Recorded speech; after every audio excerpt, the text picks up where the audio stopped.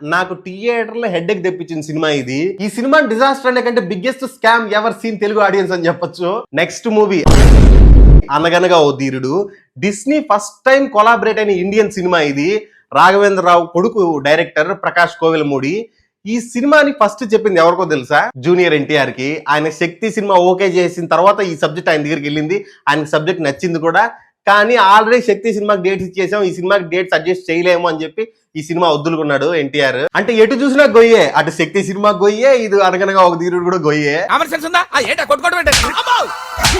So ఈ సినిమాని పక్కన పెట్టి శక్తి సినిమాకి షిఫ్ట్ అయిపోయిన తర్వాత ఆ శక్తి సినిమా అనేది ఎన్టీఆర్ కెరీర్ లోనే ఒక నైట్ మేర్ గా నిలిచిపోయింది. శక్తి మర్చిపోయారండి మీరు మర్చిపోయినా నేను మర్చిపోను. హలో, ప్రొడ్యూసర్ అశ్విని దత్ అయితే ఒక 7 ఏళ్ళు ఇండస్ట్రీలోనే లేకుండా చేసింది ఒక పెద్ద ప్రొడ్యూసర్ ని. అప్పటి నుంచి ప్రొడ్యూసర్ జాతకాలు నమ్మడం కూడా మొదలు పెట్టాడు. ఎన్టీఆర్ ఈ సినిమా రిజెక్ట్ చేసిన తర్వాత ఈ సినిమా రామ్ చరణ్ కి వెళ్ళింది. కానీ రామ్ చరణ్ ఆల్రెడీ మగధీర సినిమా తీస్తున్నాడు వారియర్ గెటప్ లో. సో ఈ సినిమాని ఆయన రిజెక్ట్ చేశాడు.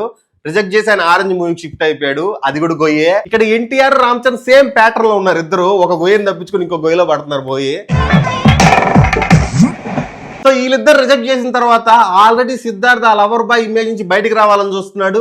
దానికి తగ్గట్టు ఒక పెద్ద ప్రొడక్షన్ హౌస్ వచ్చింది. కథ కూడా ఓకే ఓకే అని అలా ఉంది. సో పుల్ ఆఫ్ చేస్తారు వీళ్ళని నమ్మకంతో అనగనగా ఓ ధీరుడు యాక్సెప్ట్ చేశాడు. ఆ సినిమా తర్వాత మనం సిద్ధార్థని ఓన్లీ ఇంటర్వ్యూలో మాత్రమే చూస్తున్నాం. పడిపోయారు సార్, నెక్స్ట్ ఎప్పుడు సార్ అని మీరు అడిగితే నేను లైఫ్ లో ఎప్పుడు పడిపోలేదండి. నెక్స్ట్ మూవీ రాడ్ రంబోలా మూవీస్ అన్నిట్లో ఫస్ట్ ర్యాంక్ దేనికన్నా ఇవ్వమని నన్ను అడిగితే ఈ సినిమాకి ఇస్తాను.